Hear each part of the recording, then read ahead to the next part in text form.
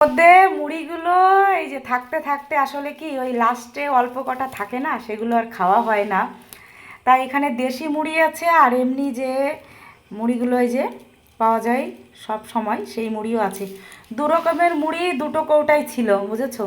তাই নিচের মুড়িগুলো নরম হয়ে গেছে, কেন ফেলবো, কারণ অনেক কষ্ট করে উপার্জন করা পয়সায় এই মুড়িগুলো কেনা। তাই আমি বুদ্ধি করে এই মুড়িগুলো তেলের মধ্যে ভাজবো, তোমাদের সঙ্গে শেয়ার করব সেইটাই।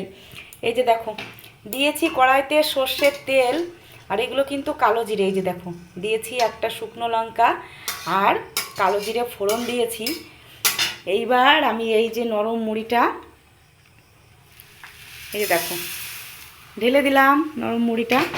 এইবার আমি এর মধ্যে একটু লবণ দেব, লবণ দিয়ে কিন্তু মুড়িটা ভেজে নেব। আর এই মুড়িটা না চায়ের সঙ্গে খেতে দারুণ লাগে।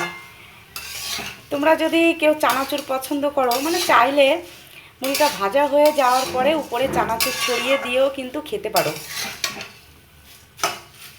আস্তে আস্তে গ্যাস একটু কম করে দিয়ে আমি ধীরে ধীরে ভাজবো, না হলে মুড়ি হালকা জিনিস পুড়ে যাবে। তাহলে মুড়ি তো এই যে আছে, চা কোথায়? চায়ের কথা বললাম যে, এই যে চা দেখো, বিকালবেলার আজকে টিফিন আমার এই মুড়ি ভাজা আর চা। চায়ে আসলে এখন বর্ষার ওয়েদার তো, ঠান্ডা লাগছে প্রচুর, প্রায় সবার ঠান্ডা জ্বর সর্দি কাশি সব বাড়িতেই কম বেশি লেগেই আছে। তাই আমি দিয়েছি গোলমরিচ লবঙ্গ আদা দিয়ে এই যে করছি চা।